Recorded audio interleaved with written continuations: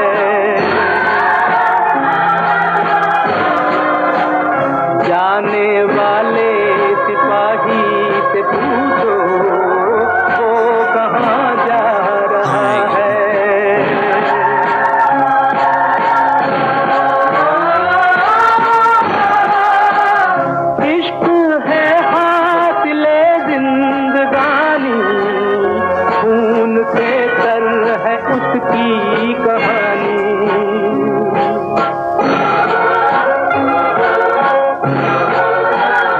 आए मासूम बचपन की यादें आए दो रोज की नौजवानी जाने वाले सिपाही से पूछो वो कहाँ जा So can I ask, could you see it or was it too blurred? It's difficult. Right, I'm really sorry because there's a lot of archival material from all over the world and I hope you managed to see some of them. You know, so this is a film made in 1960s and the refrain of the song is very telling. Ask the sepoy, where is he going?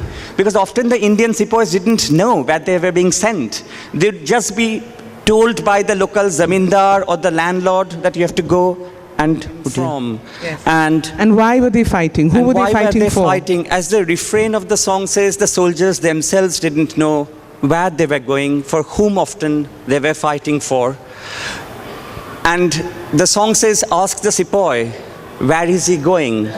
Now, money was a central factor because these men, they were drawn from a particular catchment area, the Punjab and the Northwest Frontier Province, in accordance with the theory of the martial races. Because the British said that out of the vast population of India, only certain people are able to fight, and often these people were the most depoliticized and the most poor of the whole lot of the entire civilization, and they really didn't want the Bengalis. They called the Bengalis the effeminate race, partly because the Bengalis were so politicized. And I really enjoyed the previous session, and Shoykot was making a pitch for the sensuous, the experiential, and this is exactly my take on the First World War, because what I want to do is not to recover the military history of the First World War, or even the social history, but I want to capture the texture of everyday life, the rhythms of the experiential dimensions of what the soldier not just experience, but what could he have felt. And that's why I say that it is absolutely essential to go beyond the archive, beyond the written word, onto pictures, photographs, paintings, sketches, sound recordings.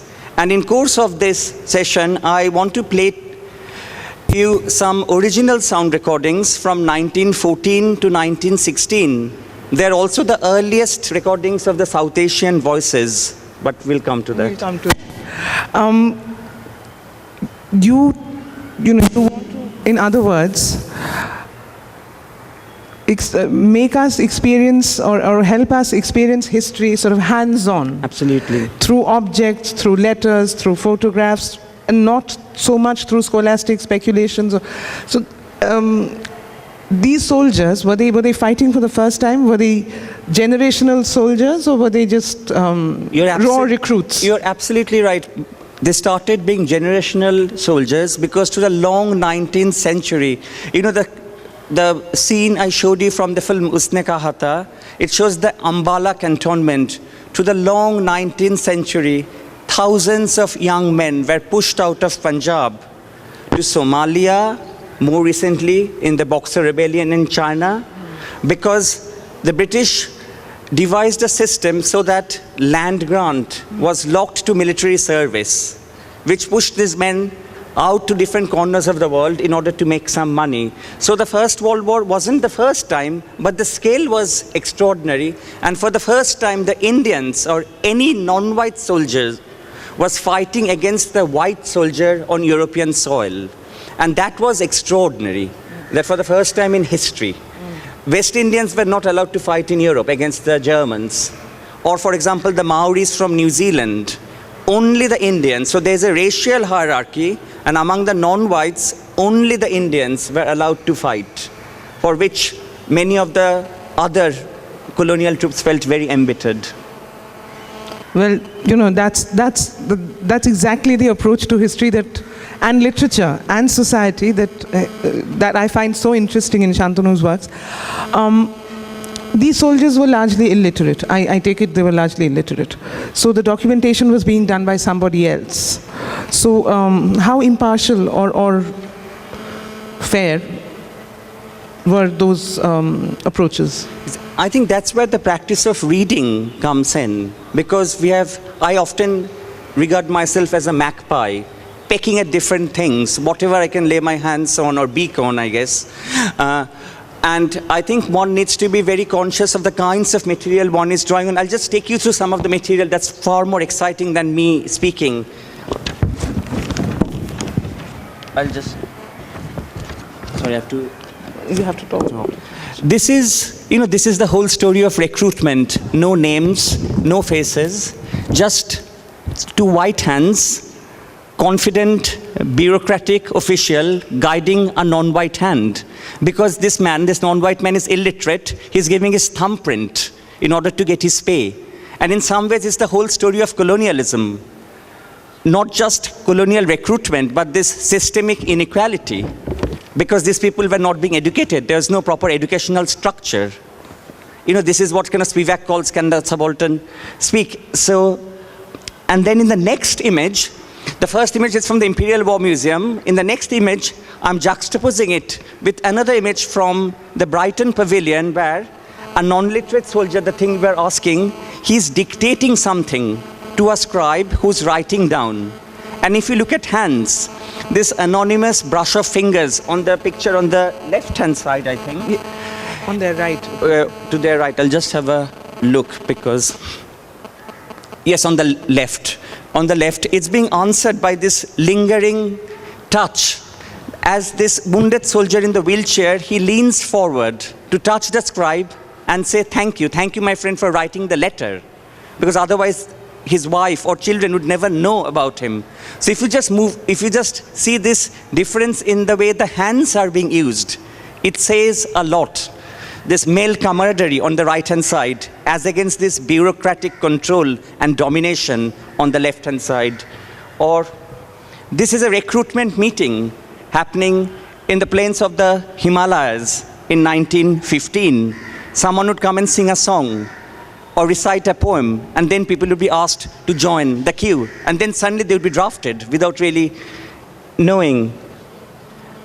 These are horse carriages. India contributed 178,000 horses, which were carried as far as Mesopotamia, East Africa, France. This is the Bombay docks, again from the Imperial War Museum.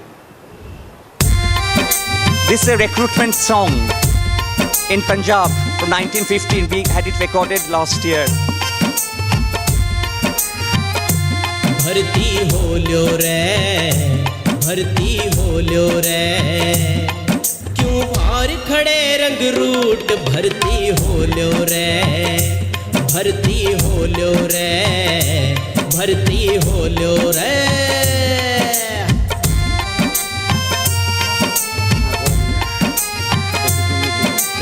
आड़े मिले तन टूटे लीतर. I'll stop this. And if you look at the lines, kind of the lyrics, it says, get enlisted. Here you will get old shoes. There you will get full boots. Here you get torn rags. There you will get suits. Here you get dry bread. There you will get biscuits.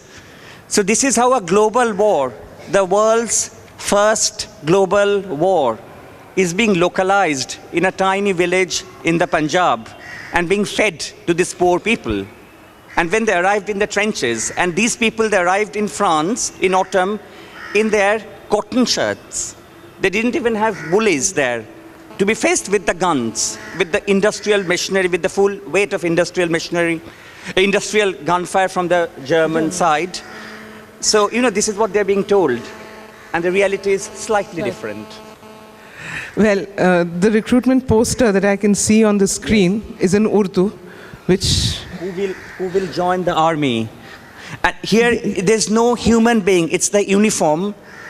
With a question mark for a head. With a question mark, and then a hand full of coins. Money was absolutely central to these men. Otherwise, why would they go to all these different places? And apparently, all of them knew that they were going to Vilayat, Yes. without really knowing what Vilayat was. Vilayat could be France, it could be Mesopotamia, it could be Palestine, it could be England, Anything was Vilayat. whatever involved the crossing of Kalapani. Exactly, Kalapani and Vilayat. They were very disappointed when they arrived in Mesopotamia because they thought, this doesn't look like Vilayat. This If is they not, were in France, they were slightly happier. in France they were slightly happier. Well, happier to die, I suppose. This brings me to my next question. How were they received in Europe? I mean, there must have been some very, very striking encounters because they were seeing, or many of them would have been seeing a white man for the first time, regardless of the British Raj in India. Not many of them had access to white people. And this contact was infinitely more intimate and first-hand.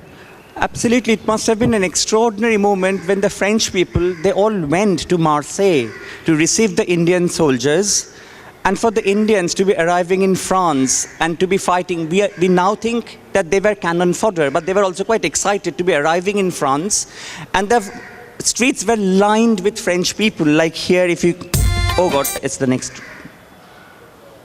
Oh, sorry, this I missed them. I'll come back to them later. The objects. We have to, sorry, I'll just pull up the.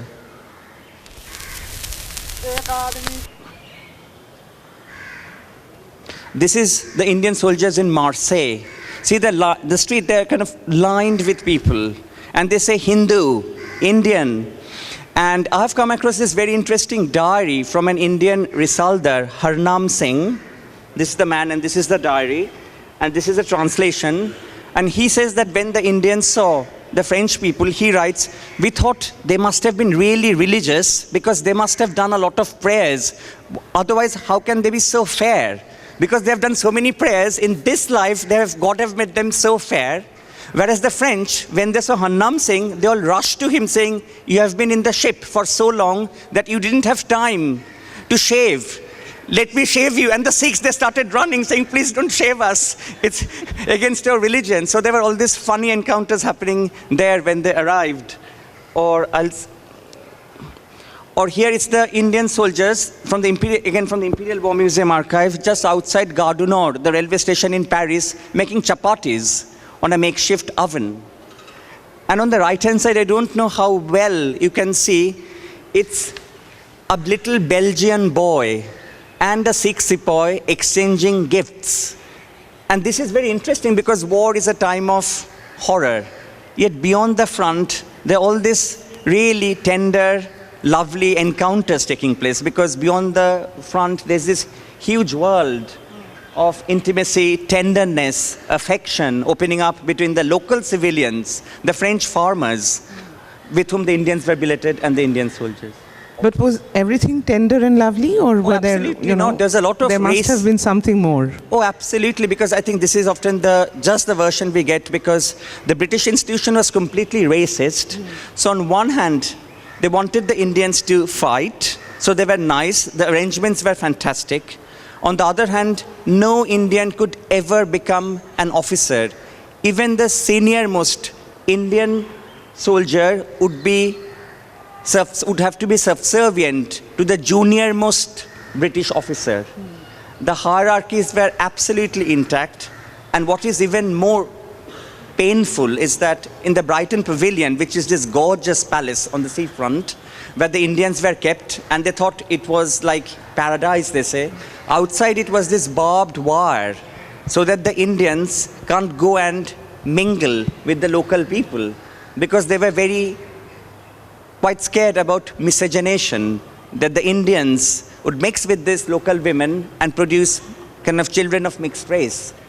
It's the whole discourse of racial purity. So we have to absolutely understand both that these racist structures and these pockets of intimacy. Right, so there were pockets of both. What about the memories of, you were telling me, we were talking about this last time, and your mention of miscegenation has brought this on. There were, romantic encounters between French women, and I think you were telling me about a woman in France writing to a sepoy, an Indian sepoy, who, they were romantically involved. And so barbed wires couldn't always stop the tender, loving encounters. Yes, the barbed wire, it was in England. In France, there were some romantic encounters, and in fact, I came across it in my own kind of extended family, and maybe some of you who had been to Jadavpur would know kind of this person, Indrani Haldar, Professor Indrani Haldar. Her own uncle, he went to the First World War as a doctor, and this is what is so interesting about doing research in Calcutta, because in Punjab I came across documents from non-literate sepoy. From Calcutta, I've suddenly found this whole network of middle-class, highly educated Bengali doctors who had been to France, to Mesopotamia, and since they're educated, they're much more at ease with the French people. Some of them even picked up French, and kind of Professor Haldar's uncle, I think he became quite fond of this French lady, but then this is the start of the nationalist movement in India. So he came back, and she was quite heartbroken. And then when he got married in Calcutta, she sent some jewelry for the new Bengali bride. This is one brother who goes to France. The other brother, he becomes a revolutionary, and he was beaten to death in presidency jail. And I think this is a small example of the contradictory histories of India. One brother goes to France to serve king, country, whatever it is, and the other brother becomes a revolutionary and gets beaten to death. And I found this again and again, because I went around in the villages in Punjab, and some of the people, they're so proud that they had been to fight.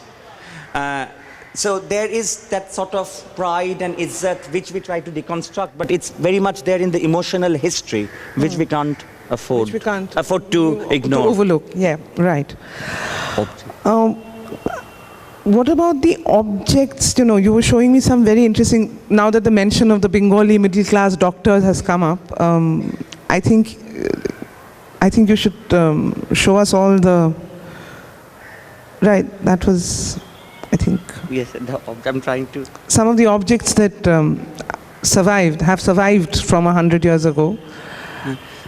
Because when I started doing research, this was around 8 years back, I thought if one has to recover the sensuous dimensions of everyday life, of colonial history, one has to go beyond the written word. And I started looking for objects. On the left, you see a lota, drinking vessel, I came across in a village at Ypres in Belgium, with the name of the sepoy inscribed. They took their own lotas because of kind of caste restrictions so that they can drink from them. Then a pagri. So that somebody from another caste didn't drink from their lota. Exactly. And this I find so moving. Can you see it? Can you raise your hands, those of you who can even vaguely see it? Only in the front row. Oh, okay, great.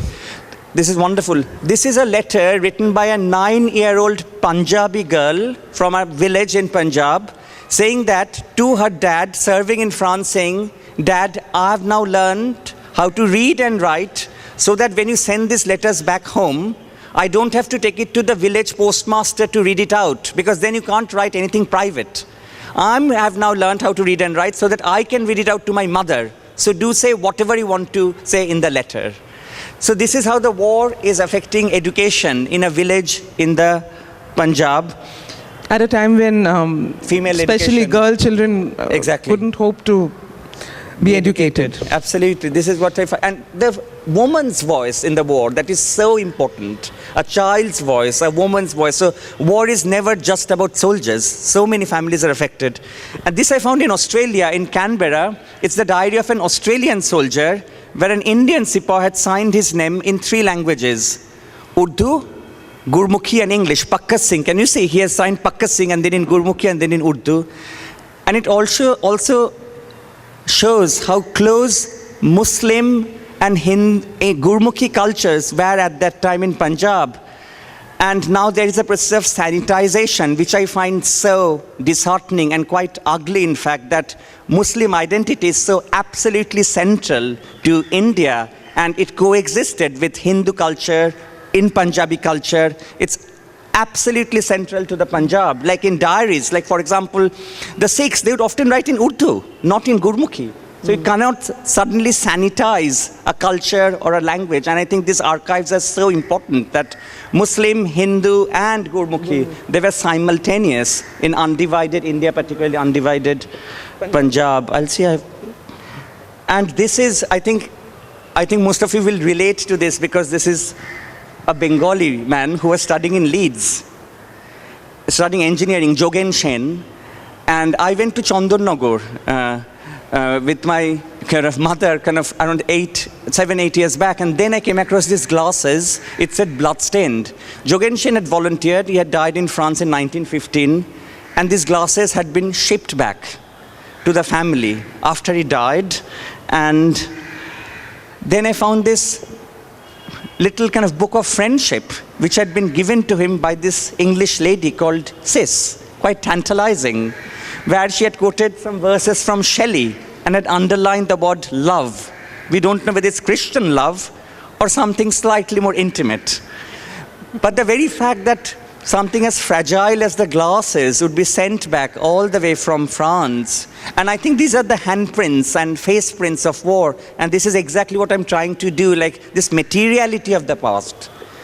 And this is my sometimes a bit of kind of point of quarrel with more conventional historians, that it's not just grand narratives or stories, but you have to recover the sensuous dimension of the past. Yes, when you say sensuous, you mean strictly in the sense, in context of senses. The senses. Touch, feel, see, hear, that Exactly. kind of. The senses and because the you're not emotions. romanticizing the No, war I'm in not. any way. Like senses in the sense of sense experience and emotion. When we say feel, feel is like feeling against the skin, feeling in my heart. And that range I want to keep. Okay.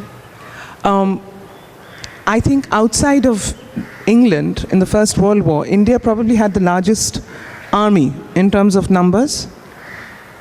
India had the largest voluntary army in the whole world.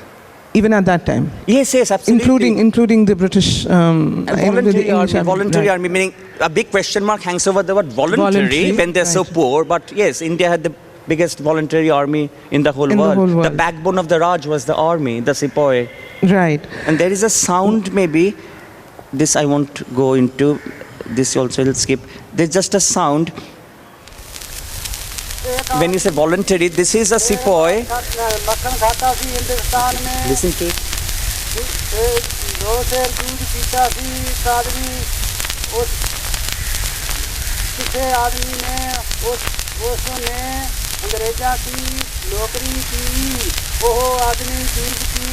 लड़ाई जो आ गया उस आदमी नू Germany ने पैदा कर लिया सरक दिया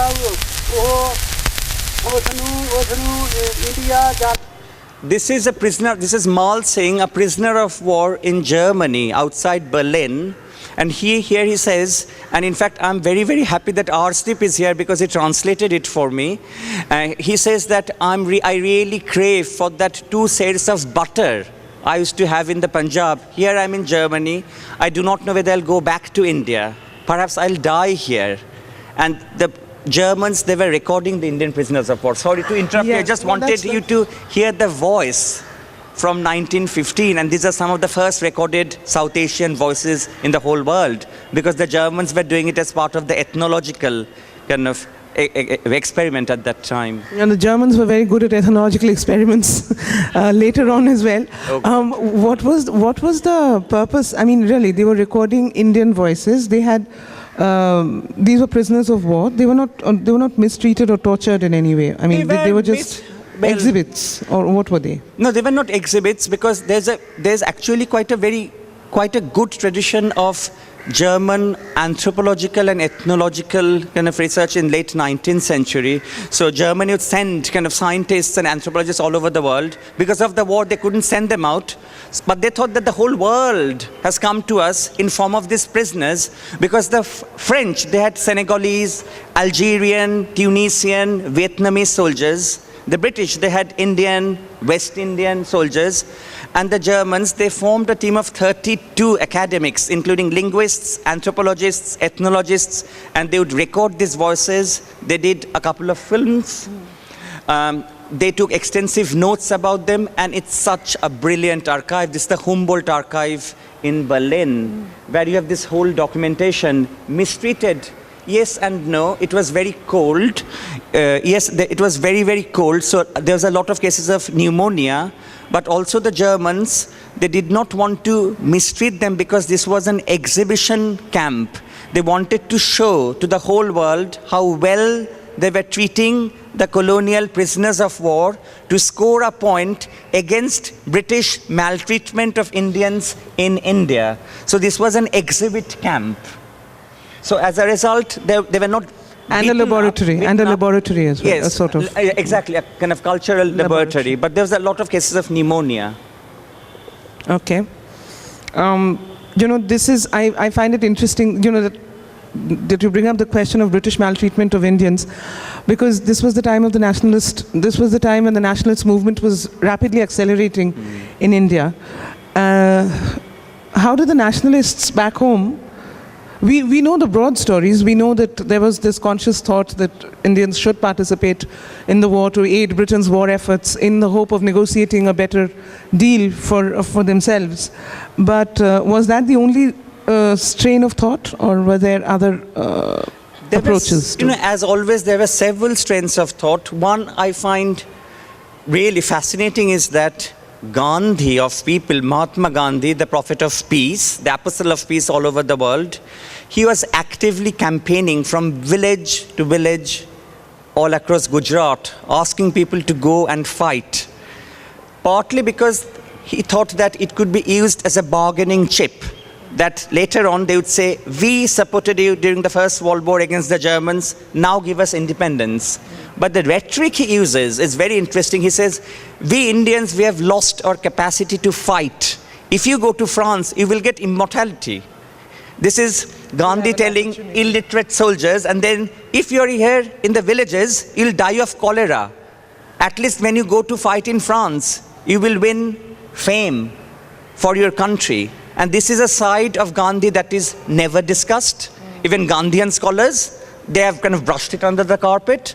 And in comparison, and I'll come to it later on, Tagore I find so much more cosmopolitan and progressive. He's the one person who is completely against the war. And he says that in Japan, in America, in Europe. Right. Is it, okay, we'll come to Tagore's response later. But in the context of what we are saying right now, we've seen fair amount of evidence that you have gathered. We've seen the artifacts, we've seen the photographs, we've seen the letters. We haven't heard the song, I think. The song by, which I have heard. I hope you can hear it too before we leave today. Is it enough to recover? What do you do once you have recovered these stories or these documents? What do you do with it? I mean, is it enough to recover these stories, or is there a need to look beyond them to greater, as you mentioned, female education in Punjab or the nationalist movement? Exactly. They tie up with something bigger, don't they? Absolutely. I think both are needed because, it's very moving to recover the stories, especially through objects often, because in a way, as I say, there is this almost physical link with the past. And what I often... I'm not a historian, I'm a literary scholar. In fact, my training is in modernism, kind of English literature. But when I do history, what I try to recover is the body of the past. And it's very moving, but I think we need to go beyond it because it can also become a bit sentimental. Oh, these poor soldiers. I think we need to link it to other things that's going on, female education or the nationalist movement in India. For example, what were the middle-class educated people thinking about the sepoys? How are they representing them? Or even were they thinking of them at all? I mean, was there any current discourse on Indians fighting in the war? Huge, absolutely huge. And they said that the Indians are fighting, it's largely support for the war, quite uncritical. The few revolutionary voices, this is the time of the Gadar movement, they were there, but they were largely sidelined. Most of the Indians, most of the middle-class educated Indians, they were all for the war, for sending the sepoys, because, and this is not just for the bargaining chip, this is because they had internalized a sense of inferiority. Because the British told the Indians that you are inferior, and they had internalized it. And now they think that if the Indians go and fight in France, they will prove themselves that we are equal, we are in status equal. And I think it's essential to understand this emotional dynamics. And they felt quite good about it, the middle-class Indians. And I think it's absolutely essential to look beyond it. For example, Aurobindo Ghosh, he is one person who's very, very alert to what's happening. The Bolshevik Revolution is happening, for example. Immediately after the war, we have Amritsar here. Just before the war, we have the Maji kind of revolution in East Africa. And I think it's very important to go beyond just this recovery to link it to world history. Because what we are seeing 100 years after the conflict is stress on the middle word. First World War. It wasn't an European war. There were 4 million non-white people, and Indians are kind of 1.5 million. So it is important to was this embed. also a time when, I'm sorry, was this also a time when the Indian the Indian nationalist movement was spreading internationally? Absolutely. Thanks to contact and exposure internationally, they were building pockets of resistance in various countries. Exactly, they're going rather to than Germany. simply in India. They were traveling to other parts of the world, weren't they? My enemy's enemy is my friend. So they're going to Berlin. M.N. Roy goes to Berlin. In Berlin, they have the Indian Independence Committee. Many of these educated nationalist Indians, they're being made to visit the prisoner of war camps so as to convert the Indian soldiers. They go to Russia. They go to Baku in Azerbaijan. They go to California, the Gadar people, like Hardayal, highly educated people. I think he took up a post, in Stanford, he took up a post of philosophy in one of the big American colleges. So this is how they are building, and the Home Rule movement is spreading across India. And the Khilafat movement was beginning to spread its wings in Turkey. It's because of Turkey, because of the dissolution of the India. Caliphate, the Khilafat movement starts in India. And for the first time, Gandhi gives his support. So we have the Hindus and the Muslims coming together. We have the united front against the British. And it's a seminal moment because Gandhi kind of gives his support to the Khilafat movement, but then it fizzles out. We've just conducted the centenary of the war. I mean, we've seen the centenary of the war being conducted in Europe. So how was the role of... It's ongoing. Ongoing, it's from 14 to 18. Yes, well, it 4 started. years. I'm sorry, I stand corrected. 14 It's to 18. the centenary celebrations that began last year. Has the role of India been, how prominently has the role of India Well, it has featured? exploded. It is huge. I think it's the biggest legacy of the centennial celebrations, as they call it, or actually commemorations in Europe, will be the recognition of the colonial troops. And since 1.5 million were Indians, there were lots of films, radio programs, a play is being made. I think a film is kind of in the process of being made to be released in the Indian Parliament. It's absolutely huge. But I have some kind of reservations also about it, because it's fantastic that the role of the Indian soldiers are being recognized. That's great. But the First World War is being used as this, well, I call it the multicultural drum. Like, it's great. It's our shared history. It is shared history, absolutely. But at the same time, I think it's a violent history. And they sometimes use the word celebration. Well, there were kind of people dying with their faces kind of blown up. Second, I think it is an unequal history. Like the Tory minister Sahib, they said, Tommies and Tariqs, they were in the trenches together. They were in the trenches, but the Tariq could never command a Tommy. And we have to recognize this painful, ugly side of it. We can't just have a rosy picture of Indians and British fighting together. Comrades. Comrades. It's not just comrades. It's not comrades shoulder to shoulder, but comrades at an arm's length at times. So I think it's much more complex and we need nuance. But it's great that the soldiers are being recognized, Okay. the Indian soldiers. Well, on that note, we've had to... Just a song. Just the song, yeah. We'll just play the song, and if there are absolutely burning questions from the audience, we can take them. You have a burning question? No? There are several. Okay. Can everybody hear him? Yes, 49th. 49th, yes, absolutely. First World War. I know College Street, I know, next to my college.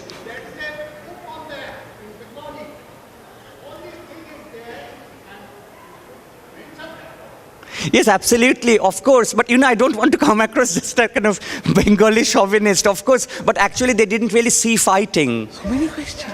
We don't have time. They for did so not many see fighting. That's why I didn't mention it. they didn't but I see know about fighting. it. No. They came down with diarrhea in Mesopotamia. Can we have the microphone instead of standing there? No. Wait. There are microphones there are microphones there. there, There are okay. microphones. Move with the mics. Don't sit there. Yes, thank you. And then a gentleman here has a question, and we'll take one question because our panelists have arrived. Though we lost some time, I'm unfairly booting ourselves off the stage. And You see, as someone who spent 37 years in the Indian Army, Usne kaha tha. That's the name it's of the Usne Kaha Tha by Fanindranath Renu. Guleri. It's Guleri. Fanindranath Renu. Renu is the nickname given to him. In any case, as someone who spent 37 years in the army, I just need to put a few things, in perspective. Firstly, before 47, soldiers did not go to fight for India. There was no India. No. As a matter of fact, if you read Strachey, the man who wrote a book for the British bureaucrats coming to India, he begins with, India is a subcontinent with 510 countries, all of whom have got their own army, and all the states had their own army, the princes, etc. And there was actually competition between the British and the state armies, which you will see reflected in Amitabh Ghosh's book about the 25 native infantry. The hero of that book, or the soldier hero of that book, is in two minds, whether he should join the Holkar's regiment, Holkar's army, or the Indian Sorry, army. can you please get to the point, because I think there are quite a few questions. Yeah. If you could No, please briefly that was address the one. question. Secondly, about the Bengal thing, I must tell you that until 1857, there were 70 Bengali battalions. Yes, of course. Infantry battalions. Of course. 55 of which were disbanded because of The Sepoy Mutiny. Exactly. And I know all this. I want to get away from this conventional That military. the Bengalis were not martial races, they were. No, of course, I said that because That was since they the were so prevailing politicized. sentiment. I say, that's not. exactly. The British said that because they were the most politicized. It's a construction. And as I said that, the Bengalis were grounded. And I want to get away from conventional military history. We have had it too long. Statistics and names and numbers. Shoykot has a question. Shoykot, There's one right at the, and this gentleman had asked for a mic a long time ago. Oye, ekdom pichone rote.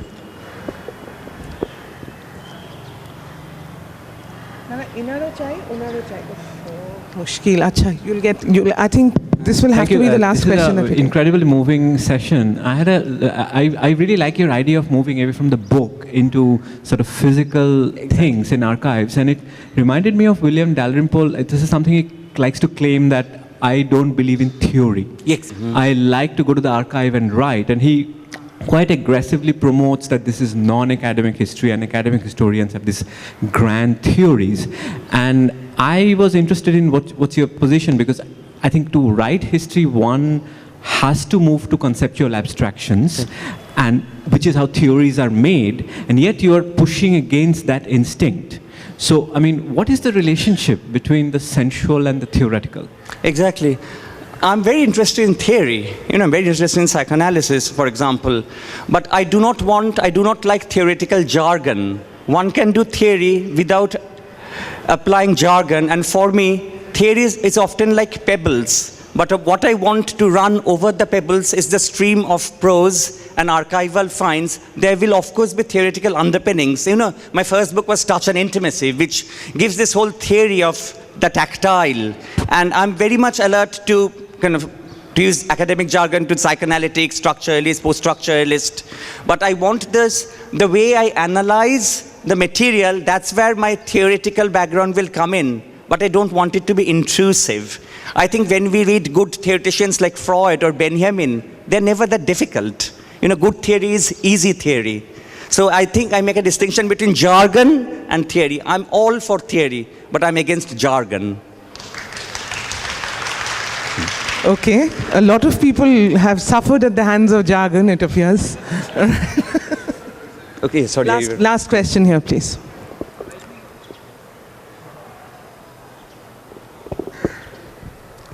Yeah, like we have a posthumous award, someone has passed away and we give an award. So likewise, there can be a posthumous compensation. Has India ever asked the United Kingdom, or was this ever taken up in the United Nations, or that human rights did anything about it? Okay, all these things have passed, but was a question of compensation that the United Kingdom should pay to India. From their coffers, the money should flow, for so many people had died. I know it's very difficult because on paper it's a voluntary service. Conscription was never introduced in India. It was discussed briefly. It's a voluntary service. So, and the Indian leaders, I said everyone almost apart from Tagore, is saying that it's fantastic that kind of the Indian soldiers are going. So it's a voluntary service. So you can't really ask for, but the widows, they would sometimes get compensation. I've looked at files in Chandigarh. The amount of land grants in the canal colonies, in the irrigated canal colonies, it really shot up. Because the military families, they would get them, the Tiwanas, for example, in the Punjab, they were very amply compensated. And so there was this compensation in terms of land, but that is very insidious. These poor people, they're being shown the carrot of land to go and perish in Mesopotamia or in France. And that's where the double mind lies. But that doesn't make it just a one-sided experience. Still, there were moments of intimacy and encounter with Europeans, and I think one has to be quite nuanced to the emotional history, rather than just statistics and battalions. I have no problems, let other people do it. It's not my approach. I know about it, but it's there, kind of, as I said, underneath the kind of emotional history that I want, and the sensuous history, and the archival finds I wanted to share with you. Thank you very much. No. Yes, you've interrupted his. Can he finish?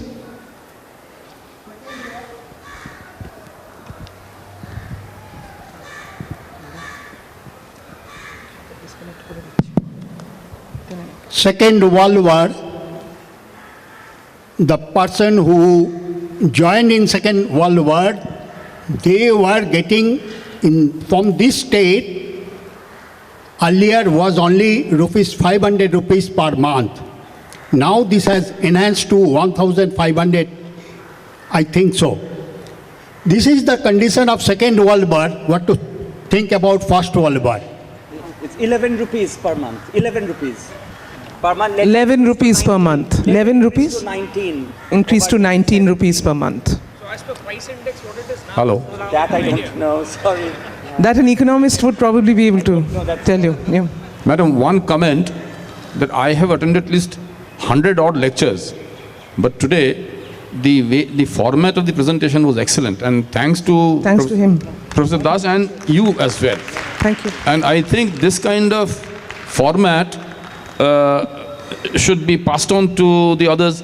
Like layman like me could follow a lot of literature. I am anti-literary fellow, but I could follow a lot of it. Thank you so much. Thank you, and hope you're feeling better now. Thank you so much.